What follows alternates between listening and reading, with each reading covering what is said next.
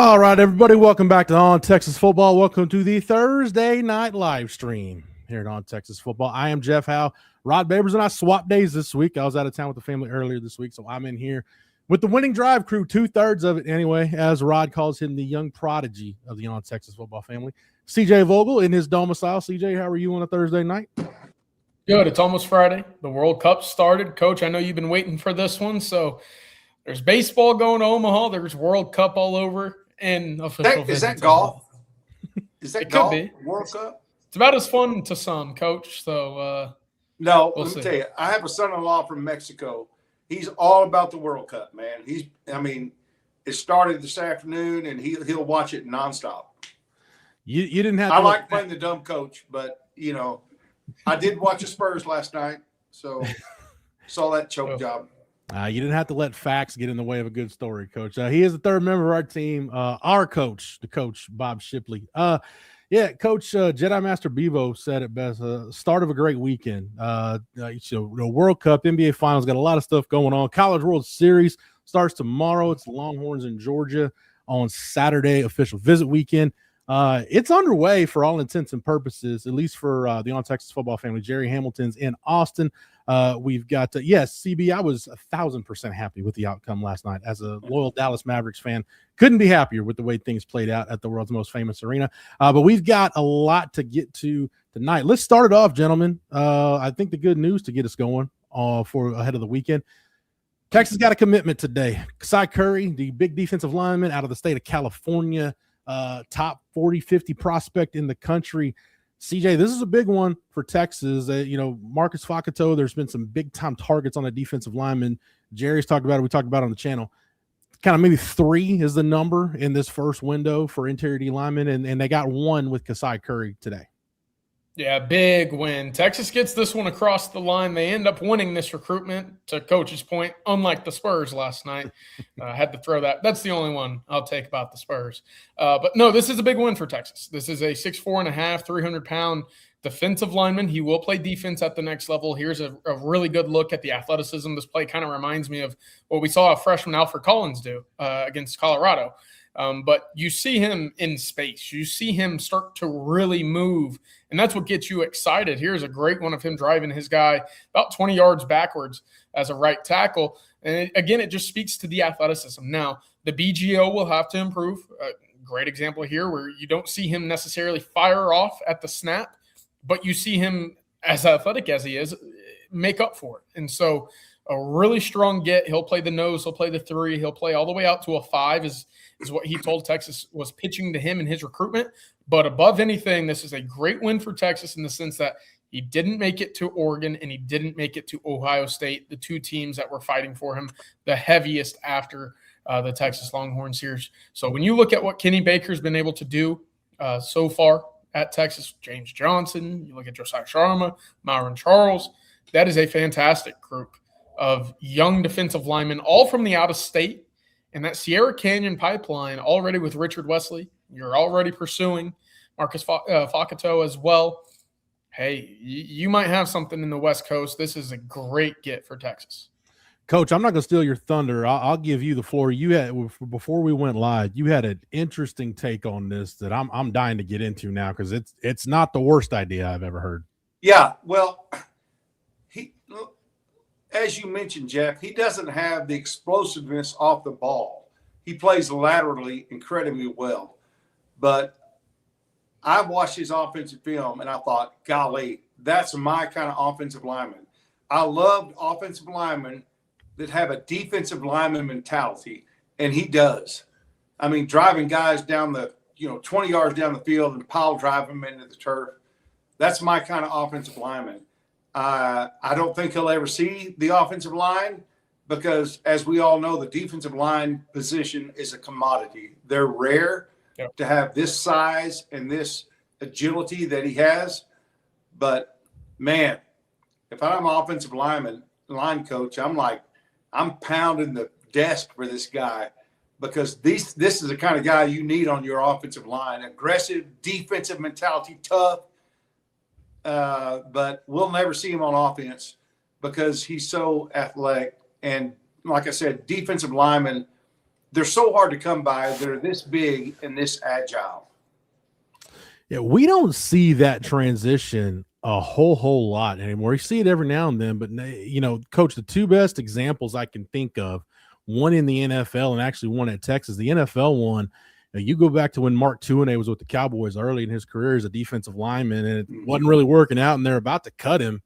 And then they flip him over and said, hey, let's see if he can play tackle. And the aggressiveness, like you talked about, that mean streak, that violent streak he played with, it transitioned. He ends up being Troy Aikman's blindside protector, ends up being a Pro Bowl tackle, plays double-digit years in the league. And then I think people forget Texas initially recruited Leonard Davis. He started his career on defense. Mack and the staff come in, they flip him over to offense, and you get a guy that's an All-American and Outland Trophy finalist, and because that aggressiveness, that natural strength, it plays on offense. He goes on to be a number 2 pick in the draft and a Pro Bowler and an All-Pro and one of the best linemen this program has ever produced. CJ, maybe the most recent example we've seen, unless I may be forgetting somebody, but Jake McMillan was initially recruited out of Abilene High as a defensive lineman. He flips over to offense, and under Charlie Strong and Tom Herman ends up turning out to be a pretty solid offensive lineman. So CJ, coach's idea, it's definitely not crazy. I don't hate it, but again, you want to give him the benefit of the doubt, Kasai Curry, that is, and see if defense can work first, because man, that premium for defensive linemen is just you can't top it. You can't, right? And the big thing that goes into this is also the mental evaluation of it, right? It's okay, does he fit better as a guy that just say you go left or you go right and you attack the ball, or can you diagnose the guys in front of you? Can you look at the schemes and the fronts that you're facing and understand what your basic objective is for a given play? So that's the other side of it. I don't know Kasai well enough to know whether or not that's going to be a factor in this, but you look at, again, whether it's Jake McMillan or some of the guys that have had the option go both ways, all very intelligent, all guys that you could sit there and have them be the quarterback of your offensive line. So that'll be an interesting part of the evaluation system going into his senior year as well. But regardless, it's pretty impressive the way that he's able to play both at a very high level, at a very high classification and level of competition in California. I know it's private school, but you head out west and everybody out there has a lot of talent. So again, a very strong pickup for the Horns here. Hey, Coach, let's not lose sight of CJ's point there. Other than quarterback, everybody knows your offensive linemen are the smartest guys on the team. So you gotta have it upstairs if you're gonna play in the trenches on offense. Yeah, you got to have it upstairs, but you got to have that fire down under too. And he's got it. I would fight for him if I was the offensive line coach. I would fight for him as hard as I could. But it's so hard to find defensive linemen that move laterally as well as he does. I don't really, like I said, he's not a guy that just fires off and defeats his man at the line. He's a guy that extends his arms and then moves laterally and makes great plays. And, we need that defensively too. Maybe he'll be the first two-way starter at Texas in a while. Oh. You calling your shot, Coach? No, I'm not. No, there's no way. You can't do it at that level. But this guy might be one to challenge that. Now, back in Coach Royal's day, playing a little Ironman football, it was almost the norm, not so much anymore.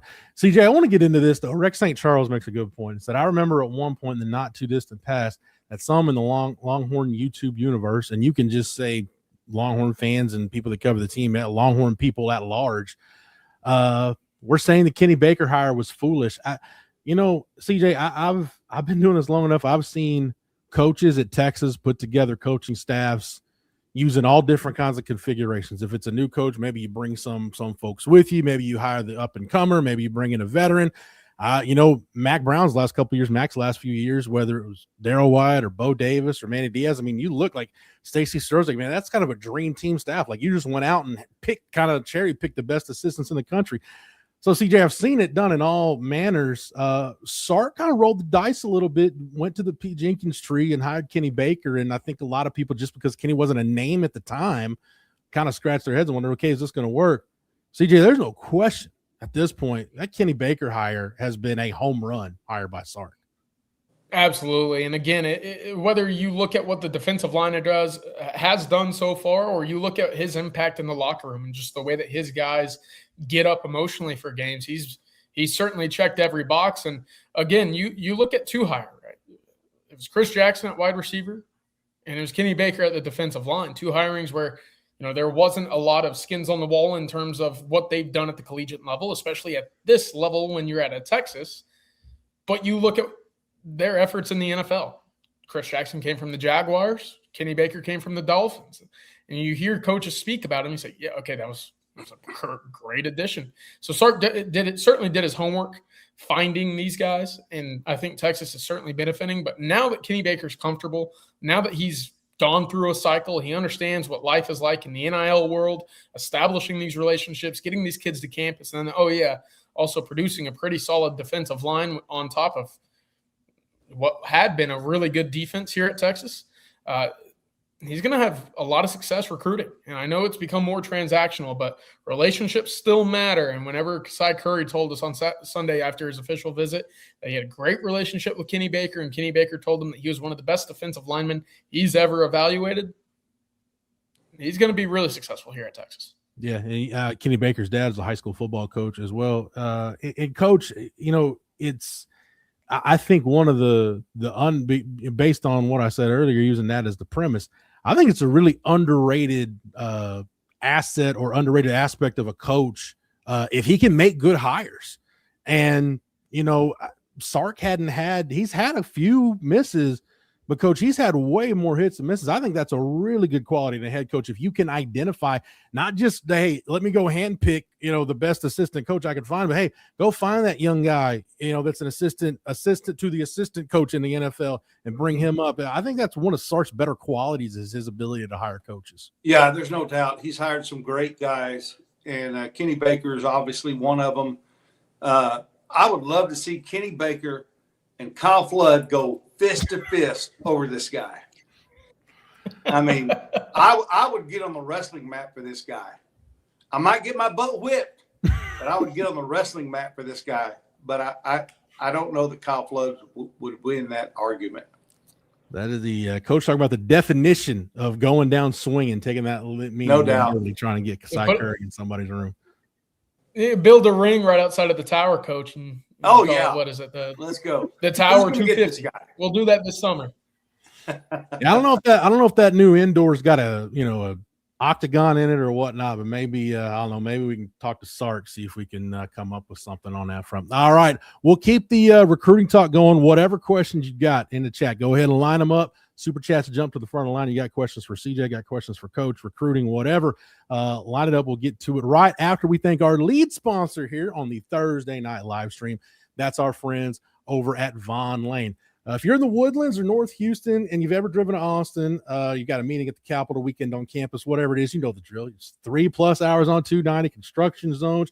You show up drained before your event even starts. Von Lane just launched, thankfully, a new route between Austin and the Woodlands that changes all of that. You sit back in a first-class leather seat connected to Starlink Wi-Fi, and you arrive ready to go. And Longhorn football fans, you can book your game day trips right now through October, so don't waste any time. Go ahead and get on it. For Austin folks, the Woodlands route opens up easy access to concerts, family events, and business in the area, all without battling Houston traffic yourself. And unlike the airlines, Von Lane doesn't charge you for a seat assignment or luggage or Wi-Fi that barely works. You get one of 22 oversized leather seats, Starlink internet that's actually fast, complimentary snacks, drinks, a hot towel service, and meals on select departures. You walk into a hotel terminal, skip the TSA circuits, and ride in comfort. That's it. No games. Von Lane will take care of you on your trip. Von Lane serves Austin, Dallas, Houston, San Antonio, Fort Worth, Plano, the Woodlands, Nashville, Memphis, and Atlanta. Head to vonlane.com and use the promo code OTF26. It's OTF26 for $20 off your first ride. Von Lane, it's a private jet on wheels. All right, guys, we got a couple super chats to get to. Jerry's Jack Links. I didn't ask Jerry earlier today when we did our recruiting live if he stopped for beef jerky on his way to Austin. I'm just going to assume he did. But Jerry's Jack Links, thank you for the super chat. Sorsby will place another bet. CJ, is that like that scene in Dumb and Dumber where I bet you I can get you betting by the end of the day? One of those redundancy deals. Yeah. Have you seen Dumb and Dumber, CJ? First off, I should have asked that. Have you seen Dumb and Dumber? Yes, I have. Goodness. But look, he's back in a similar environment as Colorado and Cincinnati. I hope he doesn't for his sake and his addiction. But I mean, I don't know. We'll see. Yeah, Coach, I don't know where you are. CJ and I talked about this last night on the Wednesday live stream. I'm getting towards the end of my rope talking about this Texas Tech thing because I don't know what else there is to say. So, Coach, I don't know if you have anything to add, but I'm getting pretty close to the end of the line in terms of adding my thoughts on this. Yeah, I hear you. And the justification Texas Tech comes up with just makes me nauseated. You know, it's crazy how they justify things. Well, he didn't kill anybody. You know, well, really? I mean, the golden rule in sports is do not bet, especially on your own team. Everybody knows that from the time they can understand and be reasoned with, you know. It's not a good look. Nope. And, you know, they're threatening lawsuits for anybody that tries to confront this. And that's bully ball to me. It's throwing your money around. And I don't like it one bit. You know, Joey's a friend of mine. I really like Joey. I've never thought Joey was a win at all cost guy. I think his hands are tied on this. And, you know, I don't know what else to say. It's all been said plus more than I could ever say about it. But I don't like it. I don't like it for college football. I don't like it for the Big 12. It's just it's a bad look.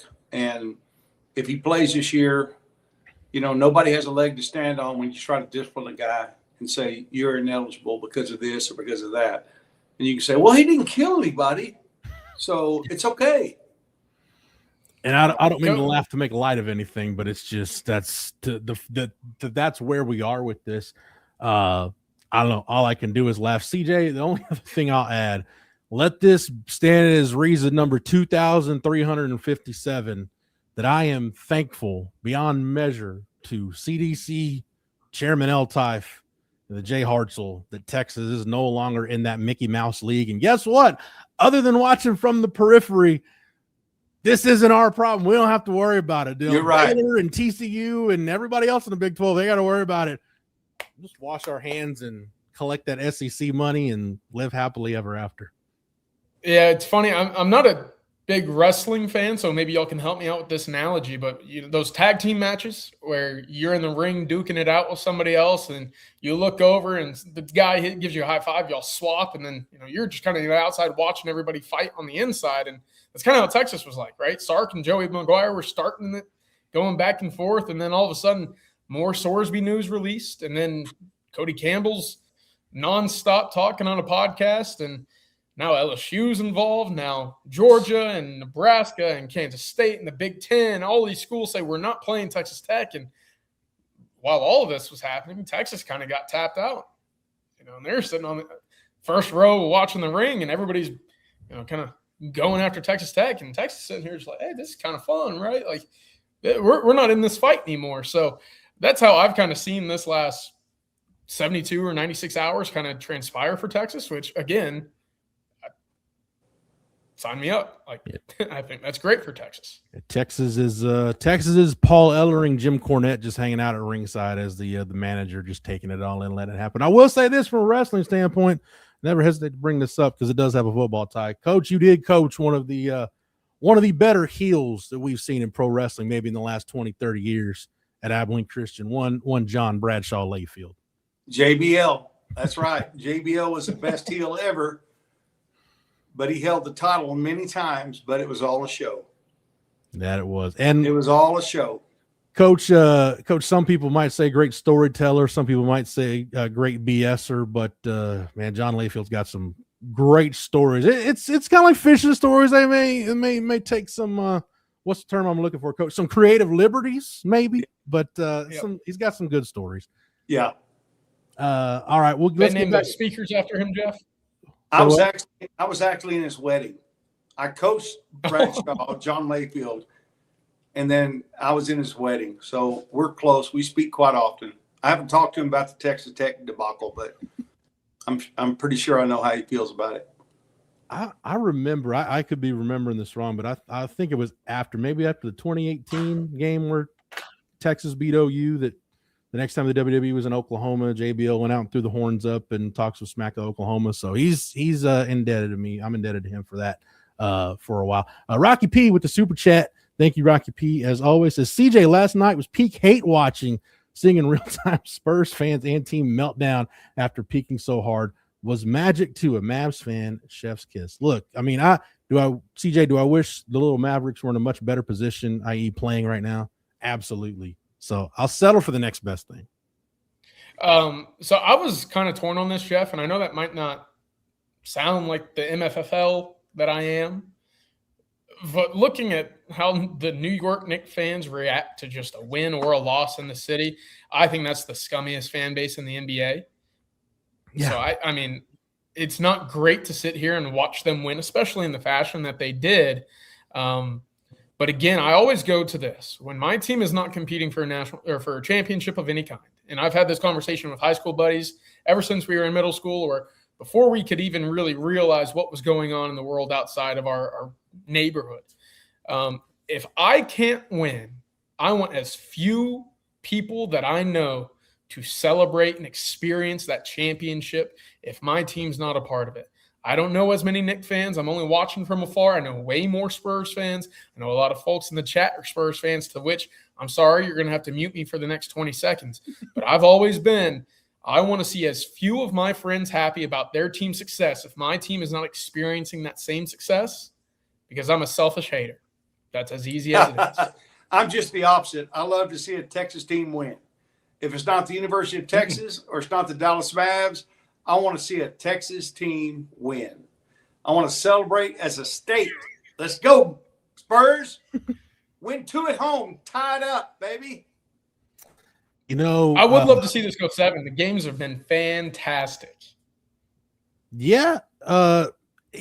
Seth, I don't want to bore anybody with my take that Tim Duncan is the second greatest power forward that ever lived. Probably, maybe he's 3 and Kevin Garnett and Dirk can battle it out for 1A and 1B, but nobody wants to hear my stance on that. That's the take for another day. That's one of my old radio takes, CJ. That's not quite the if Jonathan Brooks doesn't get hurt in 2023, Texas wins the national championship hill I'm going to die on, but it's probably like at the base of that hill, if that makes any sense. Ooh. Yeah. I'm not going to die on it. Well, like I said, well, that's for another time. Michael Williams, thank you for the super chat. We got super chats coming in. Thank y'all for the super chats. Keep them coming and keep the questions coming. Michael Williams says, movies for CJ's list. CJ, you ready to write these down? Swingers and Snatch. That needs to go on the list because, to be honest, Michael, I don't think I've heard of that movie. So I will put that on the list. I'm trying to find it now. Swingers. Yeah, I hope your mom's not watching this podcast, CJ. Is that a bad movie? No. Swingers and Snatch? Are you kidding me? Do I have to explain it to you? We clip that for social, Matthew, please. Oh, it's 2 movies. Yeah, it's two different movies. Yeah, no, that's not. Yeah. Oh, I thought it was the same movie. I don't know. I don't watch porn. I'm sorry. We didn't fly. I think we just flew reasonably close to the sun with almost a gay biker deal right there. Yeah, it was close. It was close. Yeah, that's we right. didn't I'm sorry. Fly into the sun. We're on the periphery. So yeah, made two separate movies. CJ, make sure you write that down. All right, that's good. All right, you got it. Great. I'm sure that would have sent me down a pretty crazy avenue otherwise. Yeah, probably the Google machine would probably frown upon it. Sugar Poppy Chulo with the super chat. Thank you for the super chat. Said Tech got the best PR in the history of the school and promptly yeeted it across the desert. Yeah, I mean, look, again, don't want to belabor the point here, but and I think this goes to a point Bobby made. And I felt this at the time too, when it was the back and forth and you're challenging Texas and we want to play Texas and we'll buy out, blah, blah, blah. You're distracting from trying to pull away from what I think everybody knew was coming was this Sorsby ruling. I don't know. CJ, maybe it's just the way my brain works. Again, go back to me being a wrestling fan. I just kind of assume everything is a work until I'm told otherwise. I feel like on some level, the Texas Tech folks just did that, and they were, just pretty brazen about their thoughts on it, thinking that Sorsby really he wasn't gonna get the injunction granted. And now that he is, it's kind of like, well, now you kind of got to back your guy up. I think that's the stance they took. So I think they kind of backed themselves into a corner where this was really the only stance maybe they felt like they could take. I don't know, but yeah, nobody's talking about, oh, hey, how brave it is for Tech scheduled Texas, or hey, you really showed Texas. Like, no, when college football fans universally have turned their guns on you, no pun intended, it's rough to be a Tech fan or be somebody in that program right now. Yeah, I think so. And Coach, I think what you said had a lot of validity to it. I don't think Joey McGuire wants to be out here every single day in the headlines talking about the way that this is all transpired. But when you have a multi-billion-dollar sugar daddy, I mean, what are you going to do? I mean, his money basically funds the entire program. I know Tech has a lot of money, but think about how influential he is to not just that school, but how influential he's trying to be to the future of the sport. So you kind of have to just, in my opinion, sit back and just say, hey, now what? Right? So it's a tough spot. I think it's a tough spot for a number of the coaches on that staff too, who look at this and say, hey, I would love to just get to the season and not have to deal with all of this distractions, because I'm sure you look around at what's coming into the locker room as well. And I mean, we talk about it from a Texas perspective, saying, hey, it's fantastic that folks aren't talking about Arch Manning the way that they were a year ago. Arch can walk into this season the clear slate, a fresh mind, and just be able to go play football without as much pressure. Well, that's not the case for Brendan Sorsby this year. Certainly not. And it probably won't be the case for anybody else on that roster, considering, well, this entire offseason has been about how the cakewalk schedule for Texas Tech clears up for what should be just a total breeze to the college football playoff, whereas one little slippage now puts you at risk of college football playoff or a Big 12 title when you should have been the overwhelming favorite coming in. So I think it's a tough spot for all of the coaches on that staff. Coach, I want to take a different angle on this thing. And, after, the Art Briles tenure ended at Baylor, and you can look at some other, and really anytime a coach gets fired, I think about a situation like this and the collateral damage it could cause, and what I hope doesn't happen. Because there's some good people in that building, and there's some good people on that Texas Tech staff that really have nothing to do with what's going on. You just hope, Coach, that this doesn't stall or end coaching careers of guys that are in it for the right reasons and don't have anything to do with it. Because more often than not, I mean, I remember talking to a couple of guys, they weren't assistant coaches at Baylor. They were in the recruiting department or quality control guys, because they were attached to the situation there. They can't get a college job now. And they're kind of just stuck at a level where they kind of fell to. I just hope that doesn't happen, which is why, Coach, anytime a coach gets fired, people talk about, the head coach or whatever. I think about, the person in the recruiting department making $30,000 a year. Like, okay, what are they going to do tomorrow? They don't know what's going to happen next. So I don't know, Coach, anytime stuff like this happens, I always go to the potential for collateral damage and what that can mean for other folks in the building. Yeah, well, I never heard Art Briles say at least those guys didn't kill anybody. I mean, how would that have looked? And my son Jackson, his roommate Josh Cochran, is the tight end coach at Texas Tech, as fine a man as you'll ever find. He is a godly man, a great man. I hate to think of what this might do to his career, because I'm very close to him and his family, as is the rest of my family.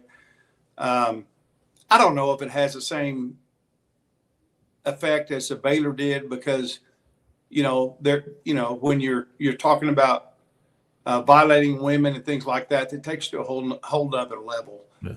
But it's tough on everybody, and I don't know how this is going to end up, but it's just not a good look for college football. Certainly not a good look for the state of Texas.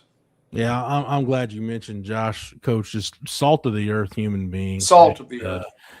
Had had the start of a really good career. Texas had the shoulder issue, but got into coaching and actually, was a student assistant under Mac, and then really cut his teeth with Matt Rule at Baylor. And No doubt. That staff had nothing but great things to say about him. So, shout out to a lifetime Longhorn, Josh Cochran, on the staff there in Lubbock. All right, we got more super chats coming in. Chat is lively. Thanks y'all for making it lively on a Thursday night. We'll get back to that here in just a second, but right now, I want to take this opportunity to let everyone know that this edition of On Texas Football is brought to you by Prize Picks. We are in the dog days of summer, but the sports scene is hot between the basketball playoffs and baseball being in full swing. There's a lot going on, and Prize Picks adds more fun to it. Now, every possession, every at-bat, it all matters. You're locked in from start to finish, and you're not just watching anymore. You got a little juice in it. And the best part about Prize Picks is it's easy. You're just picking more or less on player stats. That's all you got to worry about. Build your lineup, submit it, and you're good to go. It takes about a minute to go through that process. You can go across multiple sports if you want, or if there's a favorite that you have, you can ride that out to whatever's on. It's going to work. Today, we've got Freddie Freeman to have more than 0.5 hits plus runs plus RBI. He has been on fire lately, averaging 3 in his last 5. We're also taking Mariners pitcher Brian Wu to have more than 4.5 strikeouts. He's had 37 strikeouts in his last 5 games. We're trusting our gut, and that's exactly what you do with Prize Picks. You make your picks, you lock it in. Now every single moment actually means something. Prize Picks is available in all 50 states, including right here in the great state of Texas. So if you haven't jumped in yet, now is the time. Download the Prize Picks app, use the code HMA, play $5, and you'll get $50 in lineups instantly. Again, the code is HMA. 5 get you 50. It's that simple with Prize Picks. And as always, please remember to play smart, play responsibly, play Prize Picks. All right, let's go ahead and get to some of these super chats. Rocky P with a super chat. This one's for me. Said, Jeff, have you seen the Brooks practice footage? CJ, the fact that Jonathan Brooks worked so hard to come back last year, then had another knee injury. Same boat as DeMarvin Overshown. Those are guys that I want to see good things happen to them because, Coach, you went through this, from a player standpoint with Jordan. When you have one injury that takes you out for a year, you spend all that time working to come back, and then you have another setback. It's the physical, the psychological, all of it. Those are the kind of guys that just the strain it puts on you. You want to see those type of people do well. Yeah, there's no doubt. Yeah, Jonathan Brooks is a great young man, and I wish him nothing but the best. What a great career he had at Texas, even though it's cut short from injuries. But you want to see guys like that succeed, and guys that keep coming back from injuries and keep coming back from injuries. Those guys are not only physically tough, they're mentally tough because it can take you out mentally if you're not up for the challenge. And I would love nothing more than Jonathan Brooks have a great career in the NFL, a great 26 and 27 season. I completely agree, Coach. And, it's that psychological toll of multiple injuries continuously kind of keeping you sidelined. Go back to what Jordan Whittington said, right? Yeah. It wasn't until he finally strung together a strong season, had a great relationship with Brendan Marion that he said, I fell in love with the sport again. And that's crazy, right? It's unfortunate, but to hear him say that, a guy that was a Gatorade Player of the Year, set records at Cuero in the state championship, it looked like coming into his career at Texas, he was going to have every opportunity to be a very successful college football player and go off to the league. And then injury after injury after injury. And you sit there and you say, I don't want to play football anymore. And, it kind of hits you and you're like, dang, that's what it's like to continuously be racked up or on the sideline. But for Jonathan Brooks specifically here, those are 9 month recoveries each time that he's had to tear his ACL. Same with DeMarvin Overshown, who recently joked that he had the best knees in the NFL after feeling like he was back to 100%. So fingers crossed for both of those guys, all three really, to stay healthy because they meant a lot to Texas, and it would be fantastic to see them back, living out their dreams in the NFL. Coach, that's where just health in general, that's where I take umbrage when people throw the term, that guy's a bust or, his career wasn't what it was. When it's injury related, I think a guy like Jonathan Gray and, Jay Gray, he carry the ball a lot in high school. Yes, he did.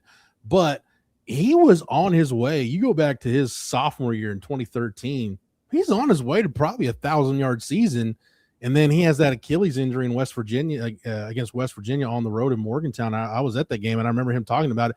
Just like anybody that's had his Achilles, he said, it felt like somebody kicked me in the back of the leg, and I looked back, and nobody's there. And for him to come back from that, and he had another kid. Deontay Foreman's another one. Like, he had an Achilles injury and then a bicep. Like, he should not have played as long in the NFL as he did.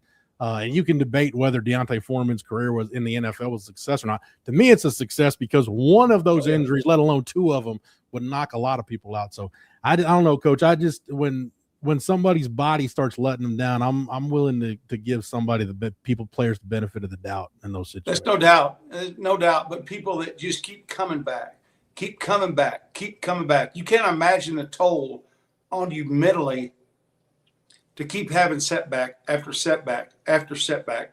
You've got to be mentally tough, and all the guys you've mentioned are incredibly mentally tough. But at some time, like Jordan did, he was with Jacksonville and Jaguars, and they wanted to have a labrum surgery. He said, I can't do this anymore. I've got to step down. He eventually had that surgery when he got out of the league, but at a point, your body says, I've had enough, and you hate to see that people with great promising careers get cut short, but you have to admire their heart and you have to admire their mental toughness, because when people keep counting you out, you keep coming back and you keep coming back, you keep coming back.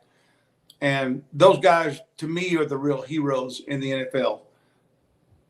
Jordan Hicks had a much longer career than he probably should. He had a groin injury at Texas, then an Achilles, and I think he had a pectoral injury with the Eagles at one point in time. Like, again, one of those injuries is enough to derail somebody's career. He fought through all of it, played double-digit years in the league. Jackson Jeffcoat played in Canada for a long time after dealing with the pec and had a back surgery. So, yeah, it's a lot of really good people have come through the Texas program. CJ Voss with the super chat. Thank you for the super chat. Says, shaking my head, Jeff. Dirk and KG could never touch Timmy. Yeah, we'll shelve this debate and put it on the shelf. I'll get to it at some other time. Trust me. What sport did Jeff and Dirk play in? And KG, was that?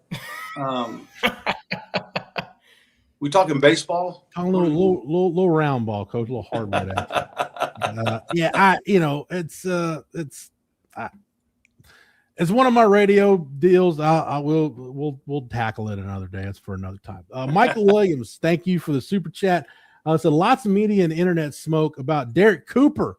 Let's get back to some Texas football, making moves in the running back room. As of now, how legit is him taking the starting snaps? Part of me hope Coach would say something about swingers and snatch. Well, you got your wish there. CJ, Derek,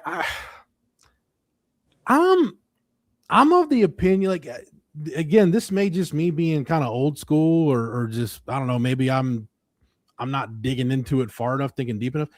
I don't really care who starts.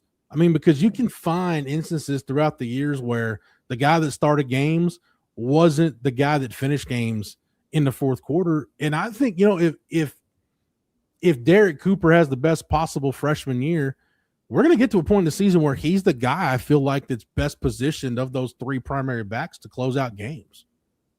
Yeah, you kind of want to approach this just by who has the hot hand, who is sound with their assignments, who can give you their all, or at least consistently in pass protection and really round out that position. All three are more than capable out of the backfield receiving the football. And as we've talked about in the spring, all three, specifically Raleigh Brown and Derek Cooper, had really positive moments running the football between the tackles. So we know Texas likes to run outside zone. Let's see what this unit looks like in the fall. Now that Lawrence Seymour has arrived, of course, he needs to earn and win that job. But I reported last Friday on our Happy Friday piece, I said, look, it's probably a 1A, a 1B, and a 1C situation, which if that's the case, you got a pretty special, very talented three-headed monster potentially at the running back spot going into the season, and then we'll see how it evolves from there.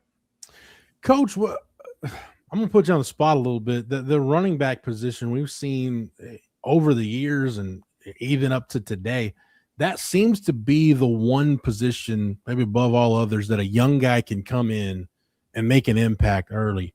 Why do you think that is? What is it about that position that's conducive to a young guy coming in as a freshman and being able to make an impact pretty early? Yeah, I think so much of it is just getting in the groove of the offense and just natural ability to find holes, to read blocks.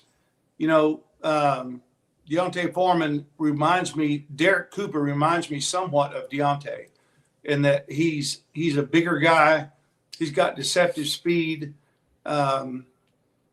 It's going to be really interesting to see how this plays out. But I think a lot of it, as I said, depends on how well they read blocks and just their natural ability to find the seam and get upfield and get positive yards every play. CJ, I'm excited. We talked about it on the channel. I know Rod's talked about it. We talked about it on Football Theory as well. I think Sark can, if he really wants to get crazy formationally, you go back to 2022 when they were running some of that 3-back personnel where they'd have Roshan Bijan and Keelan Robinson on the field at the same time. Hollywood Smothers and Malik Brown are good enough receivers to where you can do some of that stuff. Have some 3-back personnel on the field, whether you want to run a diamond formation, you want to split one of those guys out, use somebody as like a wing or a flex. You can do some, not to say that you're going to run that, it's going to be one of your top, 4 or 5 most popular position personnel groupings. But CJ, you can run 3-back personnel with the group you got. Yeah, I think so. And what's really interesting with that as well is, well, you could also, if you want to keep it true to that Keelan Robinson look, hey, there's Ryan Niblett, a guy who, with the ball in his hands, has, at least proven that he can read blocks on the outside, find a lane, and go, given his speed. So you have a couple of options. And I think James Simon's still a very talented running back as well. I know that we don't talk about him probably enough, but that room has plenty of options. But the top 3 right now, the 3 that we're talking about the most, Brown, Smothers, and Cooper, Jeff, I mean, you could get real creative with those guys. But on the flip side of that, and Coach, this is where you really have to understand what the true strengths of your team are. If you go 3 running backs at any moment, that probably means it's only 1 tight end and 1 wide receiver. You got to be really careful, or at least creative with, okay, what are the situations? Is this a red zone only situation? Or is it a package that we only break out on 3rd and 4th and short? Because you're taking a lot of talented players off the field to put on more and more running backs, which, again, is something that I don't think we've seen consistently since 2023. No, we haven't, but I think that's where Sark's at its best, using personnel like that. And and to your point, CJ, Ryan Niblett is a great example of a guy that can play wide out, slot, running back. You could do so many things with him. Then you've got, outstanding running backs, along with him. I think Sark is got a great opportunity here to get some formation packages to put people in a bind and some schemes that people are not going to be ready for with the talent he has in that backfield. Yeah. I think there's a couple things, CJ, to add to what Coach is talking about. I agree with Coach that, when Sark does stuff like that, when he can take a personnel group and really wrap his arms around it and figure out how to use it, that's when he's at his best. I think the 3-back personnel, I'm thinking of it more maybe week to week, where you put it like in your opening script and run something to set something up. You're setting up a double move out of the backfield, or you're setting something up to where maybe you can take a shot or get an explosive play. The other part, CJ, that Coach, and I think the 3 of us talked about this on our grade show last fall, as enticing as Ryan Niblett is to think about the different things he can do, it's, can you put him in the game and not be predictable? It's not telegraphing to the defense, all right, Niblett's in, that means they've got 2 or 3 things they're going to do. Can you put him in and it truly is, all right, you got to prepare for anything and everything because you have no idea what they're about to do. That's going to be, again, just how creative can Sark get. And Jeff, as you were asking that question, I was sitting here thinking, if you're Sark and, if you're most coaches going into week 1, you're not playing a team that's, as competitive or will give you as much of a fight. So you typically keep a game plan pretty vanilla. With Ohio State week 2, a lot about Ohio State and their personnel. Maybe to steal a couple of practice periods throughout the week, do you throw out a 4 wide receiver 4 wide receiver look, a 3 running back look, a 3 tight end look, all for a play or two, right? You don't show them a lot, but you just throw it out there to say, hey, we have this in our bag. Now it's up to you to come out and defend against it, or make sure that you are at least prepared to defend against it, which, going back to the bread and butter that Texas likes to use, which is 11 and 12 personnel, you may not have seen as many looks or, scripted plays. So that I don't know. I don't know if coaches do that often. I know they like to show little breadcrumbs and come back to things, but if you show everything, or maybe more than you even have to offer week 1 to take time away, I wonder if that's something Sark would indulge in. No, Coach CJ's right. I mean, a lot of coaches won't admit it, and I know a lot of guys that have been in the Patriots or were with the Patriots with Bill Belichick have since admitted that, yeah, they would do that. Like, they would throw out some kind of personnel group or some kind of formation that they knew, hey, we're not going to use this. We're just using it for the sole purpose of, we're going to put it on film to make you waste time in practice having to give it a look just to see if we're going to throw it out there again. And maybe you come back to it, maybe you don't. But, yeah, I don't know if that's gamesmanship or not, Coach, but that kind of stuff happens all the time, especially in college football. I do it more because you don't have the type of practice time you've got in the NFL. You still got your limited hours during the week. Yeah, go waste it. Make somebody waste the practice period. Something to look to wonder if you're going to do it or not. I could totally see Sark doing that, and I used to love to do that as a coach myself when I had the talent around me to do it, and just throw stuff out there that you only work on a few times, but they got to look at it. They got to prepare for it and say, okay, what else can they do out of this set, out of this formation, out of this play action or whatever? And you're right. It takes time away from stopping Texas bread and butter, whatever that's going to be this year. We don't know for sure what that's going to be, but if I'm Sark, I'm trying to use that first game to set up Ohio State to look at several different things that they've got to try to cover. And then it takes time away, as I said, from what you really do best. And then you go into the game and you've still got those things to do if they don't respect them. But again, it drives me crazy as a coach to watch film and go, okay, here's what they did. We haven't seen them do this. What else can they do off of that? Because you have to think that way. You have to think ahead as a defensive coordinator and say, what else can they do out of this package? We have to be ready for it. And it just, like I said, it takes time away from what you really do that signifies who you are offensively. And I think at this point, nobody knows for sure exactly what Texas is going to hang their hat on this year with a great running back room, one of the best, probably the top 3 wide receiver rooms in the country. What are they going to hang their hat on? And I don't think Sark is going to show his hand in that first game. I think he's going to show a lot of everything to make Ohio State try to prepare for any different look he could throw at him. No doubt. It gets me excited, Coach. Show me the exotics. Yeah, it goes back to one thing that Sark talks about all the time, CJ. The more things we can do well, the tougher we are to defend. And, hey, look, if nothing else, like, if you just look at it from a purely like opponent-specific standpoint, man, throw some stuff out there. Just work on some stuff against Texas State just to keep their offense off the field. Because I'm telling you, I don't think Texas State's not going to win the game, but they're dynamic enough to where they'll pose some problems here and there for the Texas defense. I mean, between Bo Sparks at wideout and Brad Jackson at quarterback, that's going to be one of the better G6 offenses in the country, I think, when it's all said and done. Yeah, no doubt. They can score. They have a great offense. They've done that for years. And look, I think that quarterback, when you list out the 12 on the regular season schedule, I don't think he has a double-digit listing by his name. I think it might be closer to 7 or 8. That kid is really talented, and I think at a number of the schools that Texas plays this year, he would absolutely have won an SEC job this year had he gone in the portal.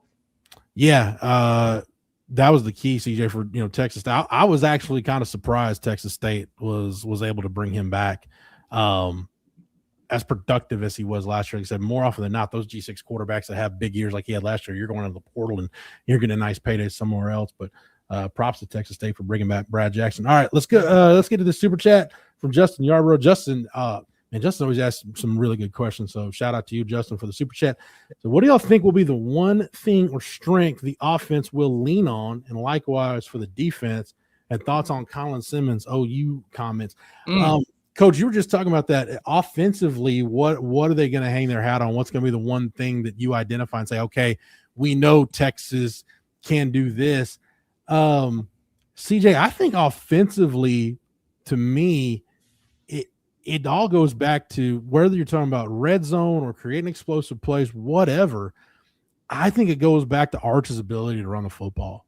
I just think when you've got a quarterback, not only can he scramble, but you can have legitimate design runs for him, man, that's a game changer. And we started to see as the year went on, start really wrap his arms around that and say, okay, this is Arch's strength. How do I play to it? Now he's had a whole offseason to figure out, okay, how do I maximize this now and to get the most out of Arch with the quarterback running game? So I think offensively it's Arch's legs.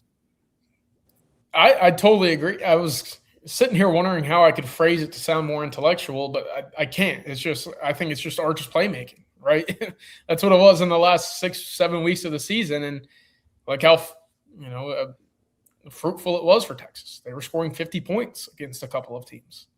They couldn't get a first down against me and 10 of my best friends in the first half of the season. So that to me is, how do you maximize Arch Manning? You have enough talent everywhere else to where, hey, you can be versatile, you can be multiple.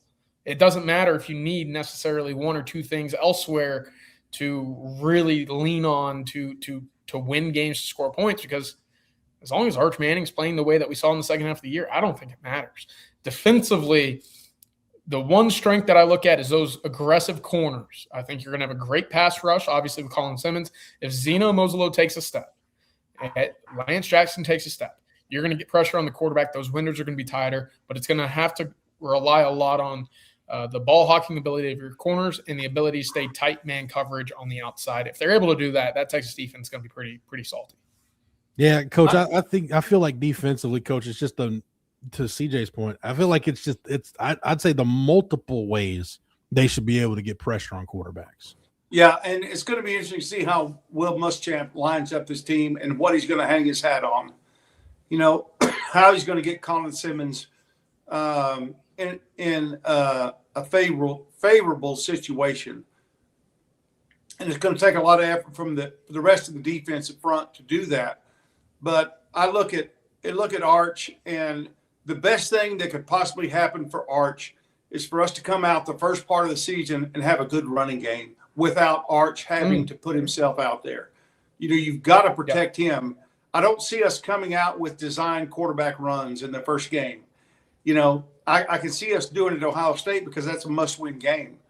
But the better we can run the ball with our running backs, the better it's going to make Arch Manning as a potential threat running the ball. If we get our running game going and our offensive line is what we all hope it's going to be. Again, I've said this a million times. Last year, we all drank the Kool-Aid with the offensive line, and we were very disappointed. I'm a wait and show me guy. I've fallen for that before. Show me what you've got. First game of the season, second game of the season. If our running game is going, let's save Arch for when we need him. High percentage run situations where he can get down and not take hits, because he is, as our offense, as Arch goes, we all know, so will our offense go. Although I think we've got some very talented quarterbacks behind him, I don't want to have to see that because of injuries.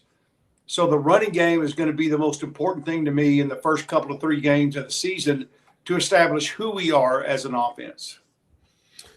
That's a good point, Coach. And CJ, I'll add to Coach's point. Against Texas State and UTSA specifically, and I like GJ Kinney and Jeff Traylor both and have respect for their programs. But man, if you need to run Arch a lot in those games, we'll be having very different conversations after those games are over about the state of this team. Yeah, I think it'll be very similar conversations to what last year's end of the non-conference games looked like, where it was, this is the offense we're working with. This is what we're seeing. And so fingers crossed, if you need to rely on Arch Manning to put points on the board against UTSA or Texas State, then we'll have to sit back and recalibrate before headed up to Knoxville. Coach, that's interesting. I never thought I would view Arch through this prism, but I almost have to think of it like how I looked at Sam Ehlinger going into Sam's last year, where it's like, okay, you got to find the games where you can kind of protect him as much as possible, because especially that the 2019 season, he's going to need to carry it a lot against LSU or Oklahoma or maybe a couple other games on the schedule. So in that one non-conference game that, Louisiana Tech or wherever it is, if he carries it more than 4 or 5 times, you did something wrong or something went really wrong. That's kind of the same deal. I don't know if that's kind of your line of thinking, Coach, with Arch, but I've got to kind of go back to Sam Ehlinger logic and like, hey, let's just, you're going to need it at some point. So when you don't need it, just resist the urge and just leave it on the shelf over there. Yeah, that's a great point. Sam was a warhorse. He was physically more compact than Arch and knew how to position his body when he was getting tackled and things like that. Arch has more speed, I think is better in the open field than Sam was. I love Sam. I helped recruit Sam. He's one of my favorite all-time Longhorns. But, yeah, I agree. If we've got to rely on that, then we're barking up the wrong tree, because we have to be able to run the ball with our running backs. And I really believe we can. I want to prove it to me, but it's going to come down to that. And then you can use Arch as a luxury. I've always said, y'all have heard me say this so many times, having a running quarterback is like having 12 guys on offense. It's a mismatch. It's unfair almost defensively to have a quarterback that's a threat to run the football and is an equal threat to throw the football, which I think Arch is. No doubt. All right. Good stuff, Coach. Good stuff, CJ. All right. That is going to do it for the Thursday night live stream. Jason got a super chat in right before the buzzer. Jason said he won't have to run if he can hit the easy throws. That's where he has to progress. I think, CJ, Rod and I talked on football theory. I think this has a chance to be the best RPO offense Sark has ever had, including his Bama offenses. I think the RPO game can be that good, but a lot of that hinges on, and we saw Arch kind of get a better feel for some of those, advantage throws, those quick game throws as the year went on. But I think getting into that rhythm earlier and being able to really Sark to get deeper in his bag, it's a valid point, and it's something that it needs to click earlier and much quicker than it did last year. Yeah, one thing I give Sark a lot of credit for a year ago was I think seeing that first completion for Arch really helped get him going.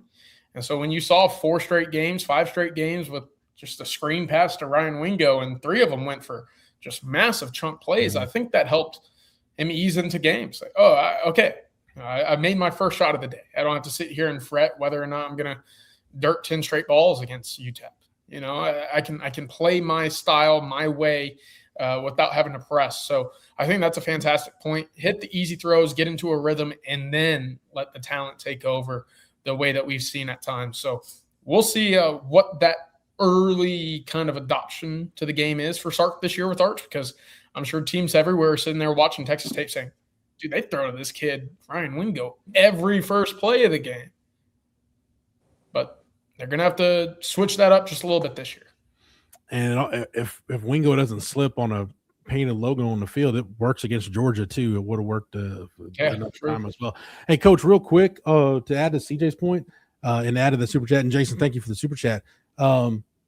Just taking a step further, I give Sark credit. I think for a play caller, you got to figure out what gets your quarterback in the rhythm. For some quarterbacks, it is quick game. You go back to Sam, I think it was you need to call that quarterback power pretty early and just let him get lathered up. So that's where I give Sark credit for, Coach, is just figuring out, okay, what really gets Arch locked in and gets him comfortable early, and you can just build it out from there. It may not be what you'd prefer to have on the call sheet initially, but getting your quarterback in a rhythm supersedes that. Yeah, no doubt. And it's the quick passes. We all know that. There's no secret to that. I don't know if you want to try to get Arch in his rhythm by throwing deep right off the bat.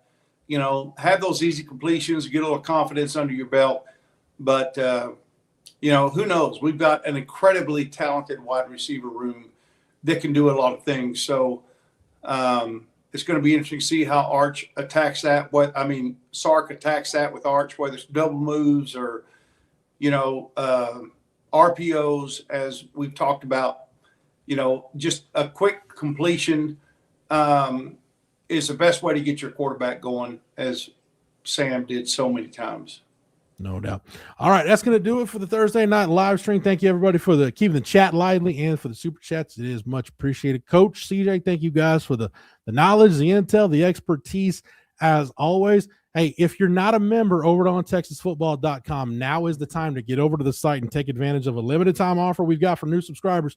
$3 for your first 3 months of access at ontexasfootball.com. The official visit weekend is underway. You don't want to miss any of the intel that our staff is putting out over at ontexasfootball.com. Nobody in the Texas market is covering recruiting like the staff at OTF, so make sure you get over to ontexasfootball.com. And again, $3 for your first 3 months of access for new subscribers. And make sure before we're done that you like this video. Make sure you're subscribed to the On Texas Football YouTube channel. Make sure you got those notifications set so that way anytime we go live or drop a new video, you're not missing any of our Longhorn coverage or breaking news. If you got any questions, comments, whatever you got, you can direct the guys bright and early tomorrow morning at Coffee and Football. And tomorrow afternoon, I believe it will be Bobby, Jerry, and Rod Babers on that Friday afternoon live stream. CJ, I don't want to give away our plan for Bases Loaded, but yes, there will be a Bases Loaded show, should be a Bases Loaded show ahead of the weekend in some way, shape, or form tomorrow. Yes. Yeah, no, I'm excited for it. Again, Texas will play Saturday, 7 p.m. against Georgia. Should be a fantastic game on ESPN. We'll get you covered always. Also, Mike Murray, congrats on the NBA championship. I'm trying to stay positive for you here. All right. So, hey, and before I forget, big shout out to Matthew, the MVP here at On Texas Football, doing everything he does behind the scenes. Big shout out to Matthew. So, with that, that's going to do it for us on a Thursday night. For Coach, for CJ, for Matthew, for the entire On Texas Football staff, I'm Jeff Howe. Thank you so much for watching and listening. And until next time, hook 'em.